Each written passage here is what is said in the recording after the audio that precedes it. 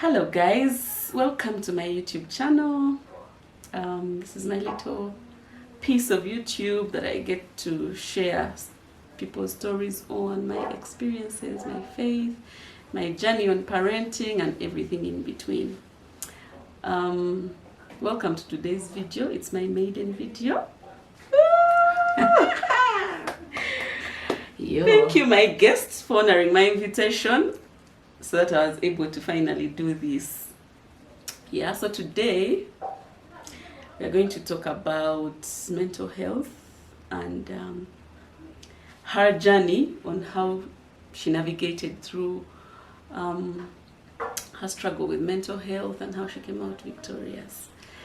Yes, so grab a seat, grab a drink, and let's dive into our discussion for the day. Okay. Please introduce yourself. Thank you, Robina. My name is Sarah Cheptoyek. I'm Robina's friend for more than 10 years. A long time. And I am so glad to be here. Being her first guest in this storyline and this journey is a blessing for me. And I am happy that we've made it here. I am happy too. Yeah, it's a perfect time, and we're going to have a great time. So please grab popcorn, juice, everything that you need, a pillow, and we are going to talk about a few things that will benefit you, your daughter, your son, and the generations to come. So please, amen to God. You're welcome to the journey. Yeah. So meanwhile, Sarah is the first Sabine I ever met. And I was like, what is Sabine? But I got you. There are people from Captura. Yeah, what's Sabine? I didn't know. For sure, I didn't know what it... Like, I didn't know there was a tribe called Sabine. Yeah, and thanks to God that He balances everything. If there were no people like the Kiprotichis, the Cheptegei, right, no one would know us, right? You know? So, yeah, we are the Sabine from Captura, up the mountain. Yeah, she's been such a good friend to me. We studied high school together, and it was so much fun. She used to bring the vibe in class. I still bring the vibe. She still does. Hello, yeah. So anyway, Sarah, I know you've told me bits and pieces of this story. Yeah.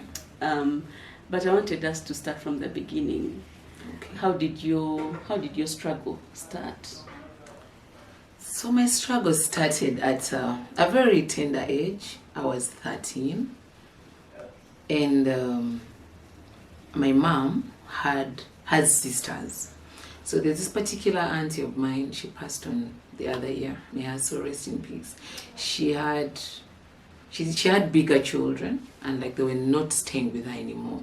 So she would ask my mom to allow me go and stay with her once in a while in the holidays. And this was the second holiday I was staying with her. And when I went to stay with her, it was a nice time, like a home time, since I was used to her already. And she had her son who had been around for a couple of days around home. So one evening she had pressure. It's actually what led to her death. She had pressure and she was rushed to the hospital. So this son of hers comes back home in the name of collecting food to take to the hospital, a blanket, tea, few things.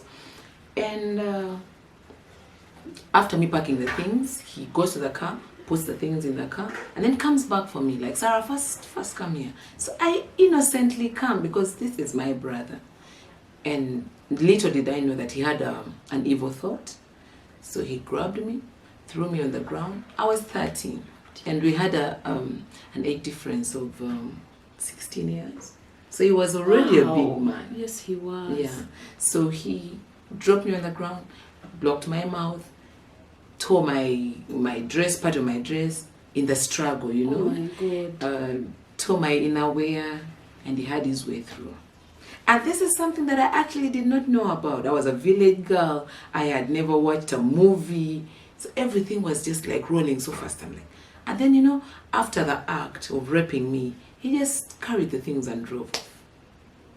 Wow. So I was left down there, confused, messed up. I don't understand a single thing. I am in pain, I am bleeding, and it's gone. So sorry you went through that. So that is how the whole thing began. So did you speak to anyone about this? I didn't speak to anyone, and that's where the pain actually lived longer. Because if I had talked to someone, maybe if an action had been taken, but I did not know who to speak to. So you realize our parents were very tough. Yes, these they were. You don't even know who is going to believe you. First of all, I was very young. I don't even have breasts. I have not had my menstrual period for the first time. I am just a little naive thing in senior one. So I didn't know who to talk to. So that whole night I slept in pain. And the following morning I woke up and tried to trek to our home, which was 20 kilometers away. Oh dear. Yeah, I didn't reach there, though someone picked me along the road and took me home. But even when I reached home, my mom did not necessarily see the changes in my behavior. It was just still my tough mother, things must be done like this, plates washed, garden done, blah, blah, blah. So no one paid attention to my change in behavior. And at this particular point, the days from then onwards, I was very antisocial. My performance in class started to deteriorate. And a few months later is when people actually started to talk about him, that he has HIV. And that is where the real depression came. I don't know if it was called depression by then, but now I realize that I was actually depressed. So I cut off my friends. I didn't want to go anywhere. I am in school and I don't want to associate with any boy. I don't want to associate with the girls. Like, I just want to be alone. And for some time I actually thought, what if I'm pregnant? I know, I know. I could not even balance between not having a period and pregnancy. So I was lost. I was lost for so long. And there's no one I talked to. Wow, you shouldered this entire burden by yourself. Yeah, so that was senior one first term. And you were still a little girl. Very little, very naive, and a total village girl deep in there with nothing that could help. So I go through senior one, second term, third term, senior two. I was a loner through to senior three. Senior four, I tried to create conversations with people because I realized that I was really dropping in class and I needed a few people to help me. And I caught up with two boys who were really nice. So like we'd discuss, and that's what helped me to go through and have my O-level done. But I was still very depressed. So I go through with this pain, and that's when I met you guys in A-level. And I was still depressed. It's one of the reasons that would make me cry all the time.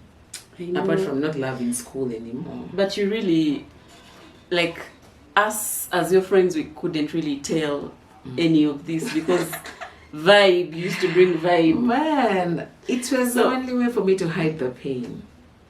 But like every time people would go for break time, I would sit and cry. A few people realized that, but yeah.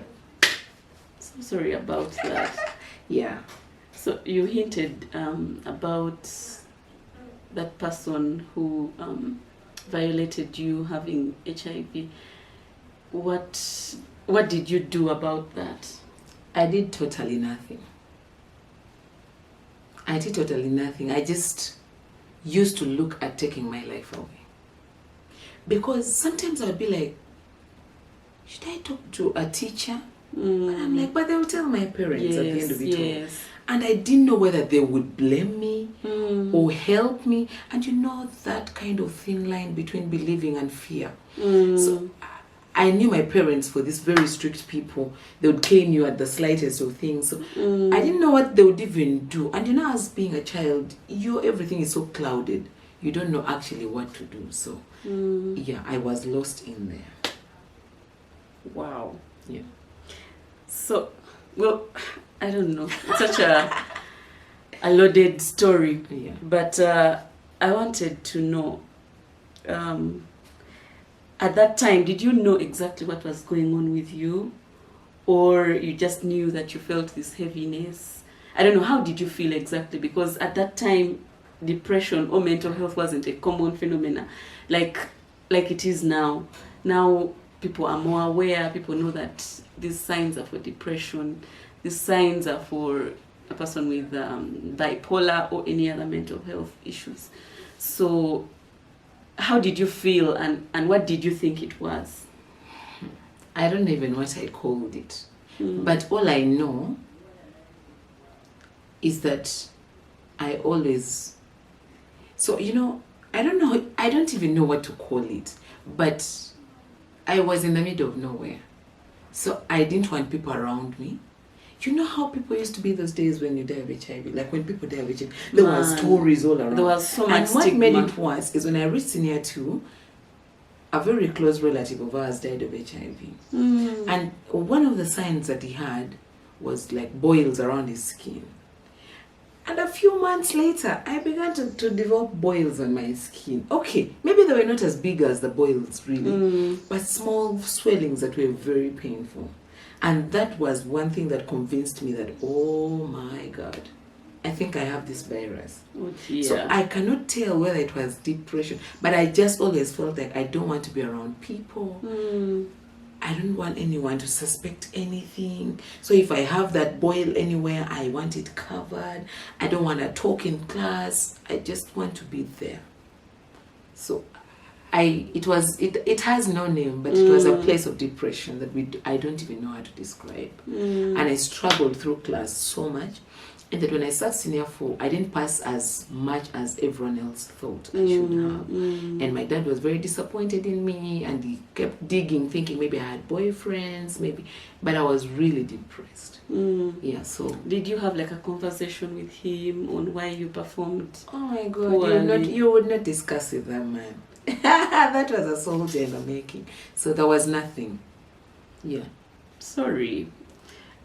Parents, let's try and create an environment where our children can come and talk to us. Oh yeah, please.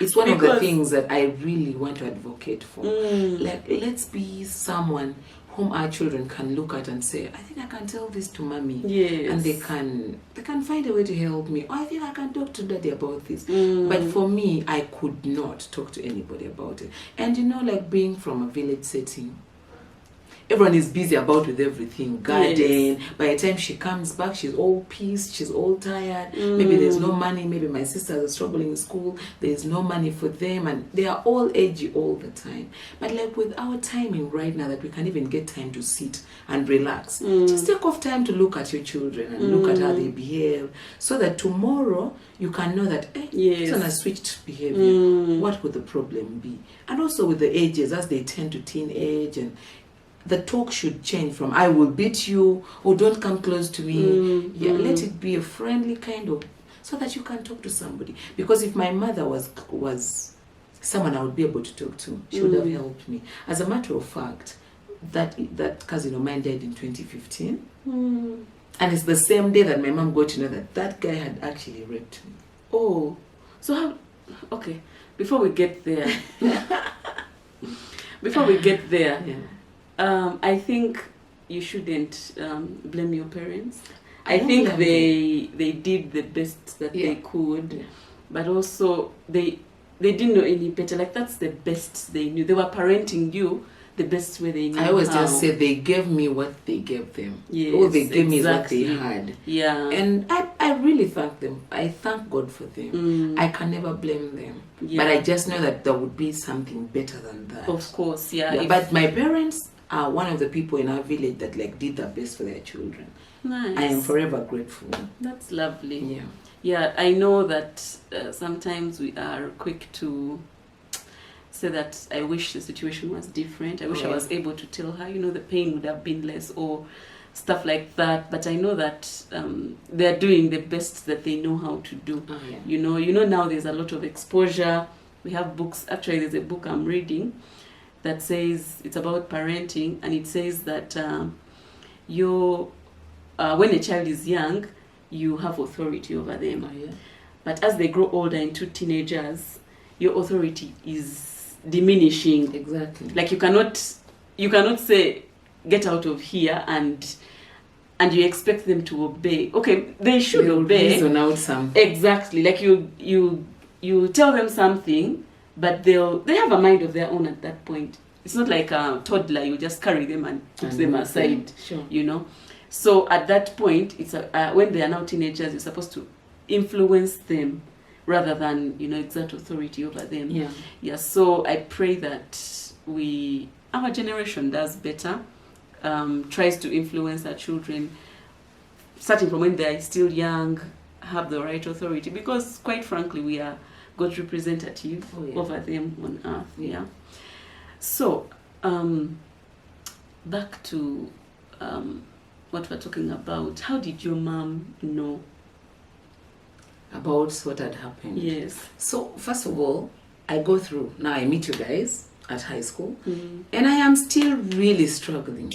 So I was not so close to you or to anyone in my first term of senior final because I was still struggling with everything. Now remember, the only friends I had in O level were these two boys that I used to discuss with, and now it has ended, and I am in a new environment, and I've not been in a single school in my entire life. That was like a very big challenge for me. I was still trying to identify and be like, who would I talk to? Who can I confide in? And everyone seemed so happy, so informed. I was from a village school, like deep in the village, so I was still trying to really identify with everyone. So I go through with S5 with a lot of hurdles that I rarely read in school. Really? If you knew, I would just sleep.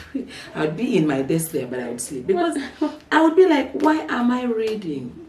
Because I just had a feeling like I would die maybe in the next 1 year. Oh God. The boils were still there, by the way. Do I remember any boils? You would not see them because they were in places that you would not see, like my thighs, like my neck, you know.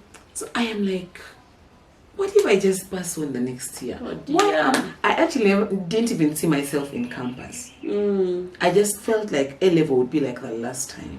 So when it took a little longer and life is not going, that's when I wanted to take my life really seriously. So I told you I packaged tablets from my sister since she's a nurse. So I picked a lot of tablets in my holiday of senior 6 first term, and I was like, I would, because someone had told me if you take like 10 capsules of amoxicillin, take 10 panadols, take 10 something, so many of them, you just sleep and not wake up. So I packed them. I would go to her workplace. When she sends me for something, I pick something. I keep small until I had like a bundle of tablets in my case. And I knew that one particular day I would take those drugs and just die. So all this time I am with you people, I really wanted to die. But now you ask me, how did my mom know? We'll come through to that part. But she got to know that day when my cousin passed on. So she called me and told me, so Waswa has died. And I'm like, Mommy, do not tell me about that guy. And she's like, why? Are you okay? Since it was at 5 a.m., she thought maybe I'm still really sleepy. And I'm like, don't tell me about that guy. That is the guy who took away my virginity. That's how what you I told dropped her. on her. Yes. And she started wailing on the phone. You dropped a big bomb on her. Because it had hit you and I felt like I wanted to get over it. Yeah, I know, I totally understand. Yeah. And she started crying and she's like, why didn't you tell me? And she was in Kampala at my auntie's place. She drove with my auntie to my sister's place. She tried to talk to me about it. And I was just crying all through. Was she the first person to know? Yeah, first family member. Yes. But at least I had met other people in campus when I went to Mbara University. Yeah, who helped me actually to heal a little bit. At least they helped me realize that I was not HIV positive. And that was like a leap for me. That's when life started. Can you imagine? That was recently. Yeah. You really lived.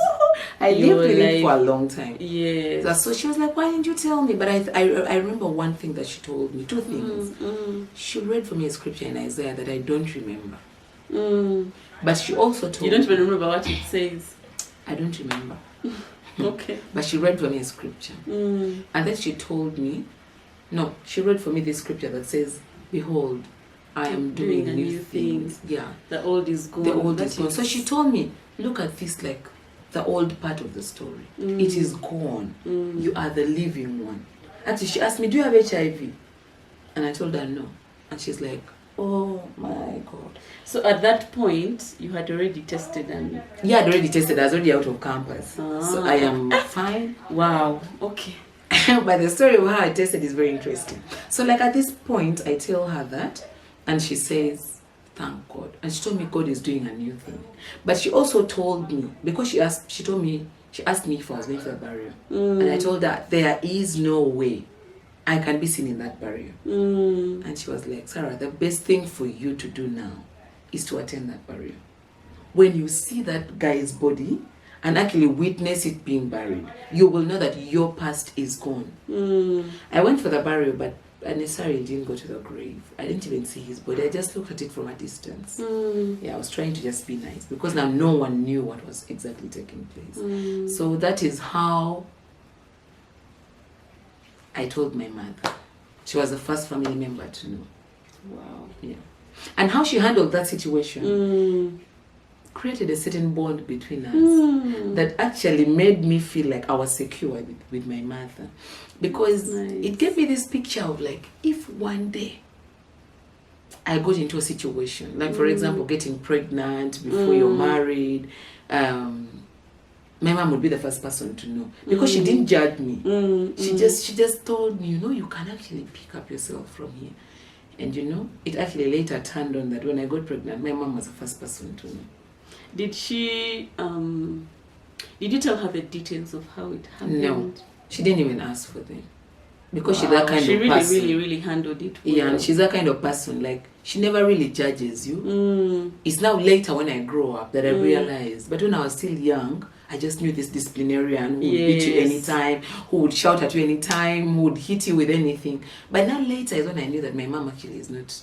Actually, I think if you had told her she was going to handle it well. I think I should have told her. But I was still young and naive. Because later, actually, that same year, like a few months after that happened to me, this same cousin of mine did the same thing to her niece. What? To his niece, I mean. To his niece. Like his first niece. His first brother's first daughter. Was he reprimanded for all these things that he did? He was. He went to Luzira for some years. That gives me a bit of comfort. No, because you can't let a rapist keep walking around the streets. He did that to his niece. And Lillian was way younger. Oh dear. Yeah, so he got arrested for some time. He came out and tried to make a life of his, but since he was already sick, it actually caught up with him, and I think he didn't want to take his tabs, and it went down with him and took his life. So sorry you had to go through that. Yeah. So you had said the story of how I tested. How you tested. So after we finished high school, I came for VAC, and 2 months before we entered campus, I fell sick of typhoid. So I go to this nearby clinic. I test for typhoid. I was positive. They gave me treatment. So the following evening when I went for treatment, there was this young guy in that clinic who liked me. But it was not easy because at home, my sister and her husband were really strict. Where we went, we would not just be anywhere. You would go somewhere when they've sent you and it must be timed. So there was a lot of restriction, which was okay. Even at university? Yeah. That was another story. So this guy, Kajambo, sister and husband. Kajambo, I love those people. I love them too. They shaped me. Yeah, like whoops. They were the whole thing that made my life what I am today. So I go to this. So he liked me, but there was no time that we would talk. You just see me passing by when we go to the shop and back. So at this time I am sick, and he has like a time to talk to me. So he talks to me a little bit, but as I'm sick and I have to go back home. So, and it is my brother who had brought me. So there was no way he would even talk. So the following day when I went for the injection, he had time to talk to me. And then I cracked a joke and told him, can you test me for HIV? And this is how you were. I'm sure you really asked like that. Yeah, so like I tell him, can you test me for HIV? He's like, why? I said, just to know. And I think him being a health worker was okay with it. So he's like, actually we can do it. Your sample for yesterday is still here. Okay. And he's like, but I have to like kind of counsel you a little bit. Procedure. Yeah, I told him fine. So we sat there. he sent my niece, Priscilla. He sent her out, and I sat with him inside. So you were saying all this in the presence of Priscilla? Yeah.